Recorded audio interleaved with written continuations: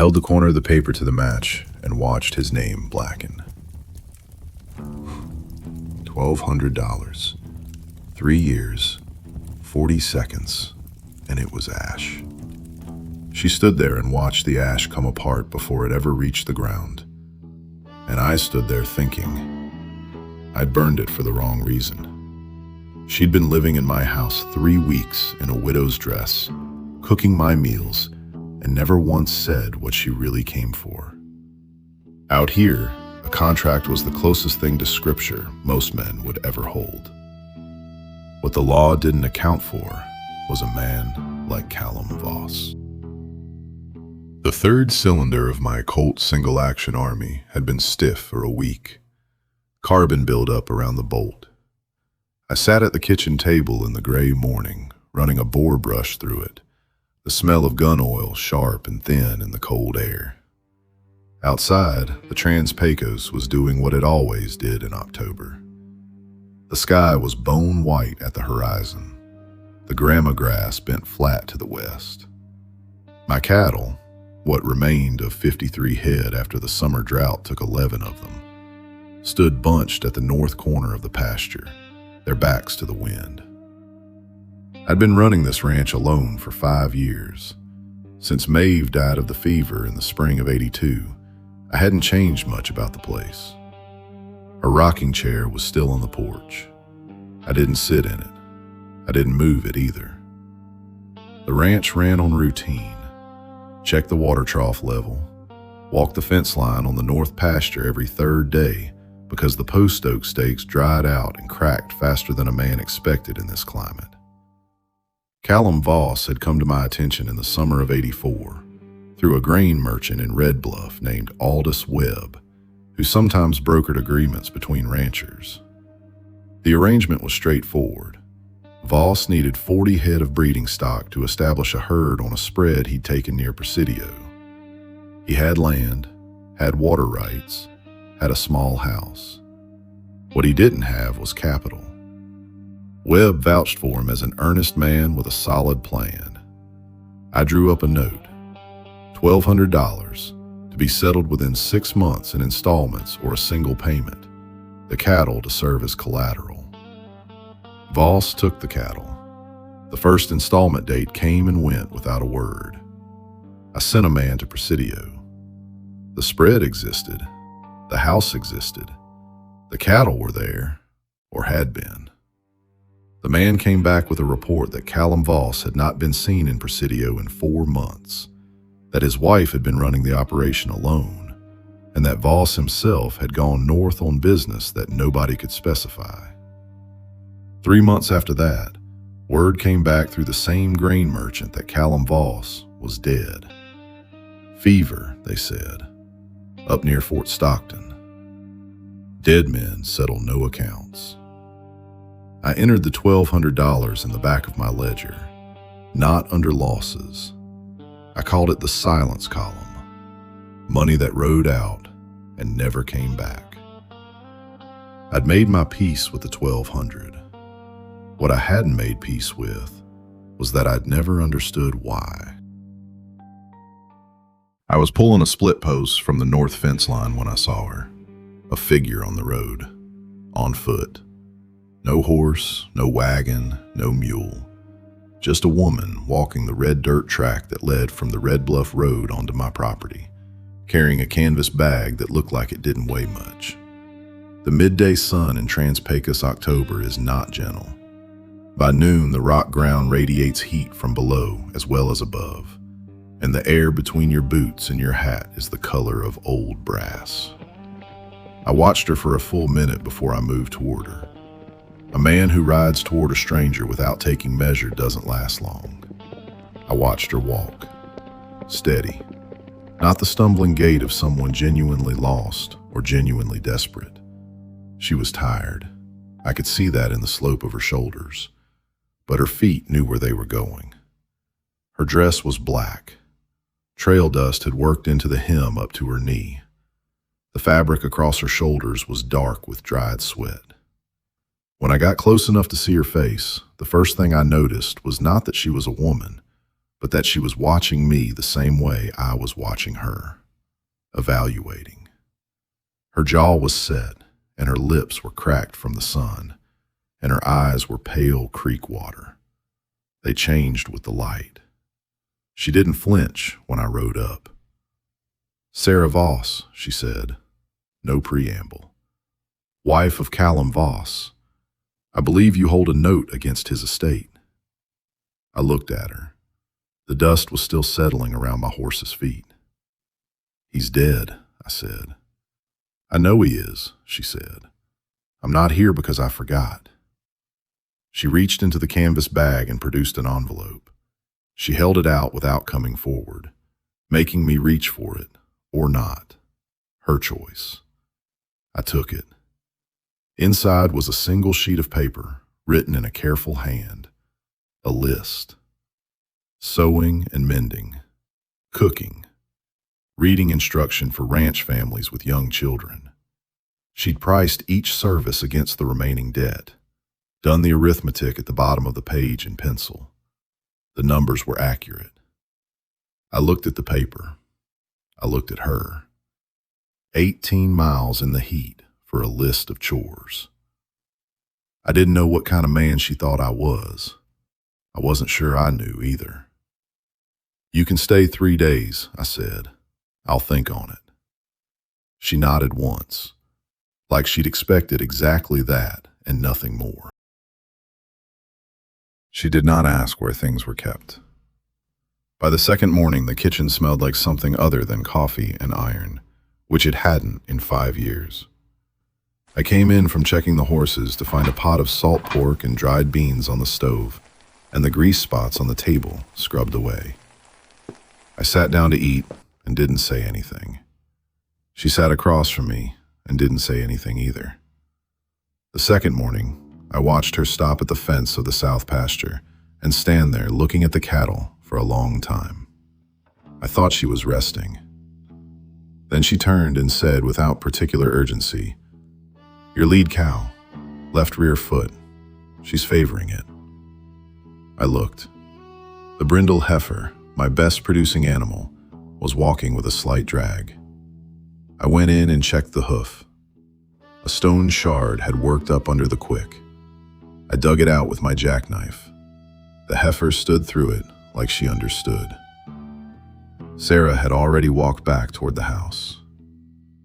On the evening of the third day, while she was washing the supper plates and I was oiling the cracked leather of a cinch strap, I mentioned Callum's cattle venture. Casually. Testing nothing consciously, only making conversation the way you poke a fire to see if there's anything left in it. She answered every question correctly. Too quick. Every damn time. I kept working the oil into the leather in silence. That night, I told her she could stay on. I didn't explain why. I didn't fully understand why myself. The night of the second week, I couldn't sleep. This was not unusual. I sat on the porch in the dark and smoked one of the black cigarillos I kept in a tin on the windowsill, watching the Trans-Pecos sky do what it does best. I heard the door behind me. Sarah stepped out, stopped. She hadn't known I was there. We sat in silence for a while. She stood to go back inside. Her shoulder passed my arm in the dark. The contact lasted perhaps a second, the rough wool of her sleeve against the back of my hand. She didn't pull away. Neither did I. Then she walked inside and I sat there listening to the wind move through the grama grass and the distant complaint of a coyote on the mesa. Denton Kroll rode in on a Tuesday. I knew the type before he was close enough to read his face.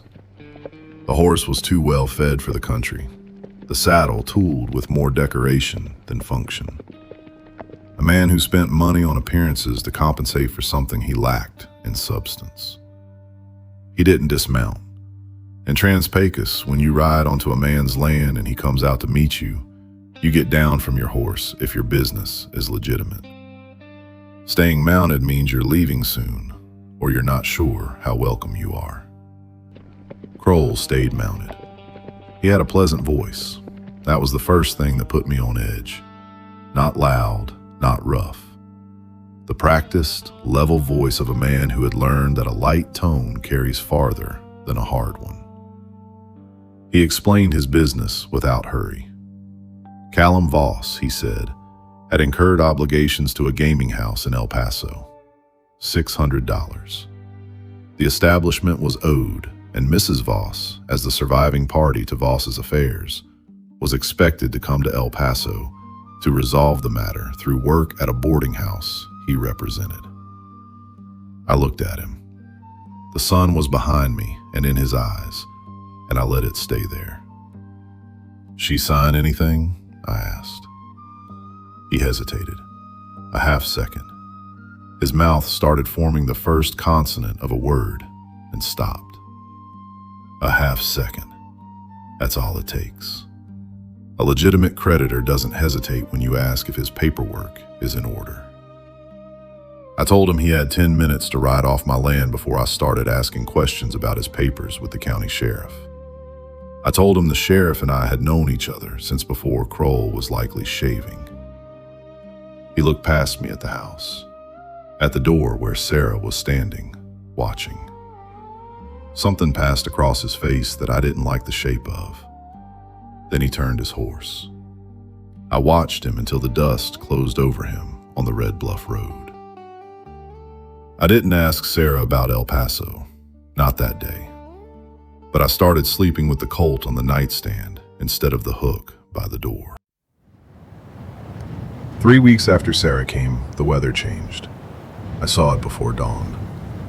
The clouds over the southwest were the color of a copper coin left in alkali water. That sick greenish orange that means the wind is pulling dust off the Chihuahuan Basin and packing it into a wall. The bats that roosted in the limestone outcrop behind the barn didn't come out at dusk. Bats don't fly into a duster. When they stay in the rock, you have about 3 hours. I moved the cattle into the main corral and latched it with the iron bar, not the wooden peg. Tied the gate with 2 lengths of rope crossed and knotted at the post. Pulled every loose piece of tin on the barn roof and drove new nails. Carried in enough water from the cistern to last 2 days. The storm hit at nightfall, not gradually. One moment the air was still and strange. The next, the wooden shutters were slamming against the sills, and the sound of the wind in the eaves was like a long, steady scream through a cracked tooth.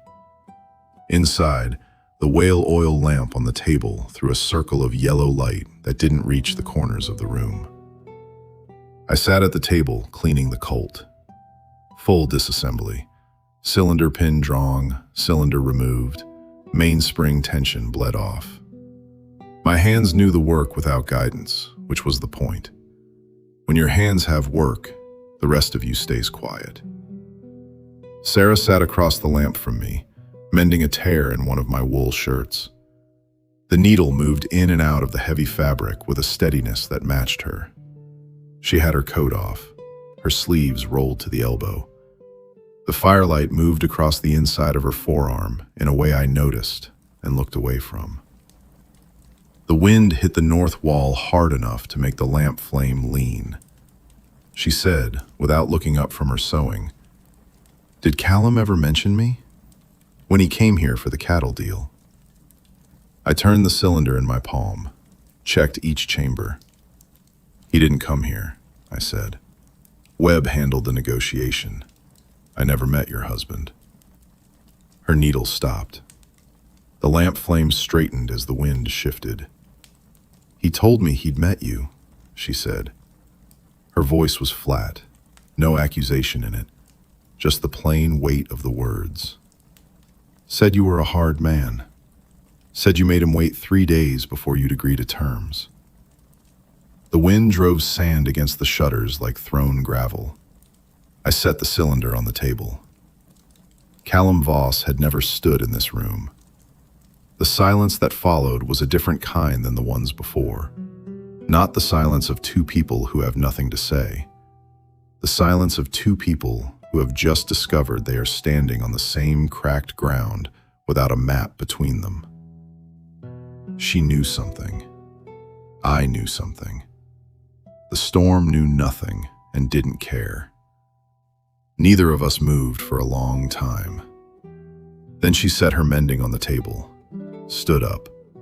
Not toward the door, just stood, the way a person stands when something has shifted and they don't yet know which direction to move. I stood too. The fire in the stove was burning low. I crossed to it. She was between me and the woodpile stacked against the east wall, and she didn't step aside, and I didn't ask her to. We were close in the firelight. The storm pressed against every wall of the house, and in the middle of all that violence, the air between us was completely still. She smelled of wood smoke and lye soap, and beneath both of those, the warm animal fact of a person who had been working hard in a small space all day, and it hit me somewhere below conscious thought. Her eyes came up to mine, direct, unguarded, the creek water color of them gone dark in the low light. I put my hand against the wall beside her head. The rough-hewn timber bit into my palm, and she reached up. Her fingers found the collar of my shirt, not gentle, not asking, and she pulled, and I bent, and then her mouth was against the side of my jaw, and her breath was ragged and hot against my throat. And I got my arm around her waist, and she was smaller than she looked, but she gripped my shoulders like she was not small at all. And the sound she made against my neck was low and quiet, and I felt it more than heard it. And 5 years of empty rooms collapsed into a single moment of desperate, graceless hunger. And she pressed into me, and I pressed back. And my other hand found the curve of her hip through the heavy wool of her skirt, and she made a sound like something breaking loose. We hit the edge of the table. Neither of us cared. Her fingers worked the top button of my shirt, and then a second, and her palms were rough from 3 weeks of ranch work and burning hot against my collarbone. And I got my hand into her hair and tilted her head back, and she pulled a sharp breath through her teeth, and she stopped. Her hands went still on my chest. She went dead still, cold. I eased back. Her eyes were open, not looking at me, looking past me, at the Colt, disassembled on the table, the cylinder beside the lamp, the barrel, the grip with its worn wood panels. She looked at that gun like it meant blood. Her hands came off my chest slowly. She smoothed the front of her dress. One button at her collar that had come undone, she did it back up. Her fingers were not entirely steady. "I'm sorry," she said, quiet. Not to me exactly, to the room.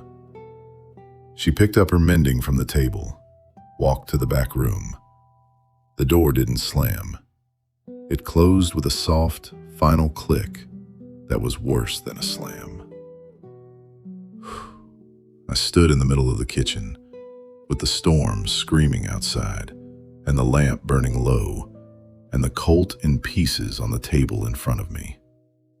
I picked up the cylinder, set it back down, sat in the chair, and stared at the grease hardening in the bottom of the supper pan on the stove. Didn't move for a long time. The morning after the storm, I rode to Red Bluff for wire and salt blocks. The road was rutted deep where the water had cut through the dust, the arroyo crossings running brown and fast. Hattie Birch found me at the general store, the way Hattie always found people.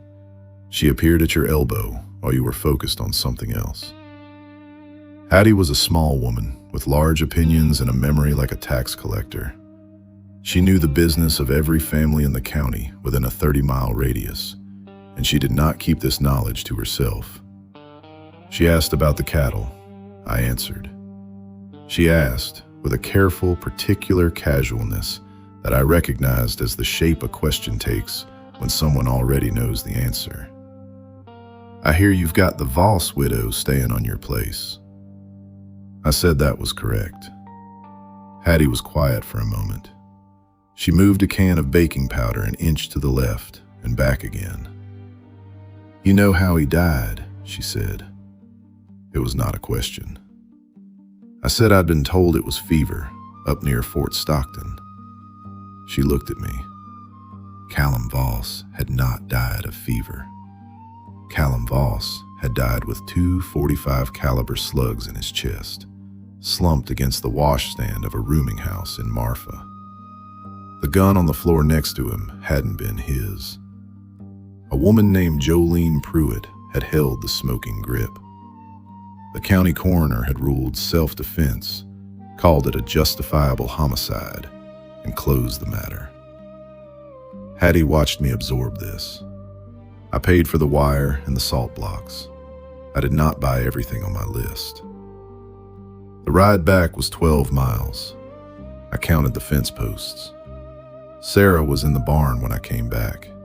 She was running a curry comb through my roan mare's winter coat, her back to me, the steady sound of bristle on horsehair the only sound in the barn. I stood in the doorway. "Jolene Pruitt," I said. She stopped the comb, set it on the rail, turned around slowly. "Yes," she said. "I knew." She told me the rest standing in that barn with the smell of horse and dry hay between us and the Trans-Pecos wind pushing under the door. She had known for months before she came here, known that Callum was not in Fort Stockton on business, known that the $1,200 had not purchased cattle for the Presidio spread, had never been near a cattle yard, known that the money had gone to Marfa, to a rooming house where a woman named Jolene Pruitt was spending a winter being kept comfortable by a man with 2 lives. She had come to Red Bluff, had asked Webb about the note, had gotten my name.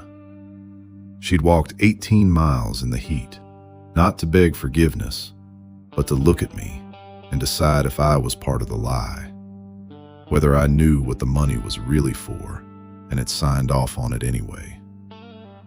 "I needed to know," she said, "if you were part of it."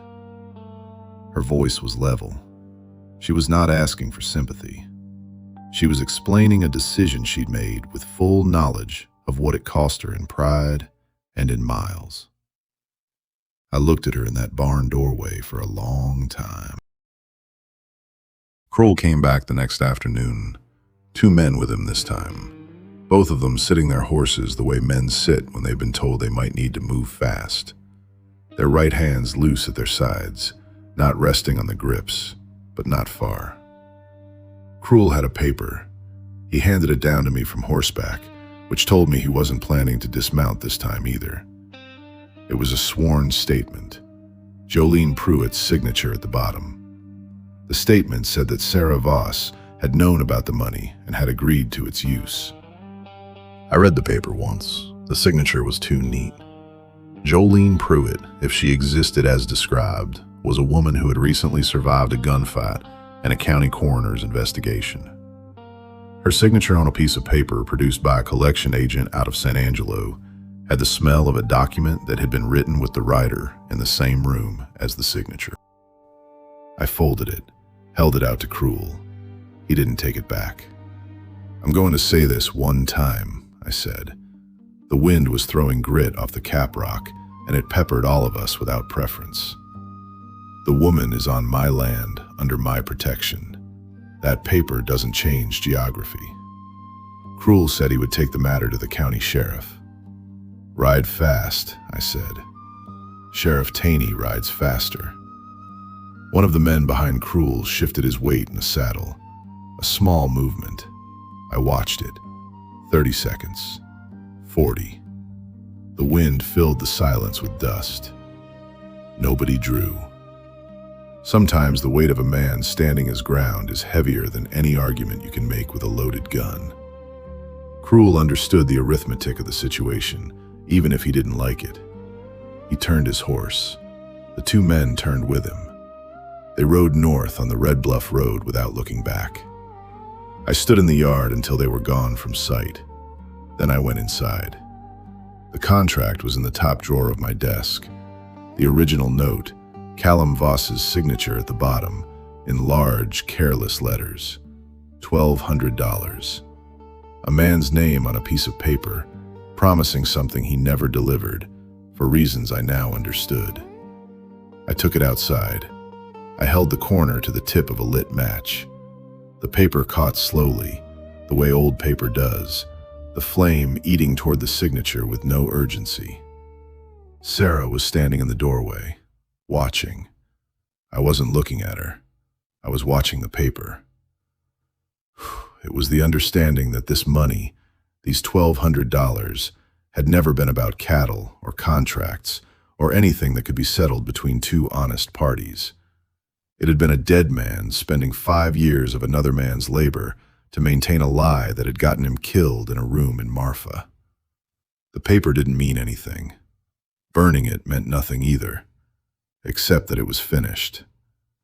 The ash came apart in the wind before it reached the ground. Sarah didn't say anything. I didn't say anything. We stood there while the Trans-Pecos took the last of it.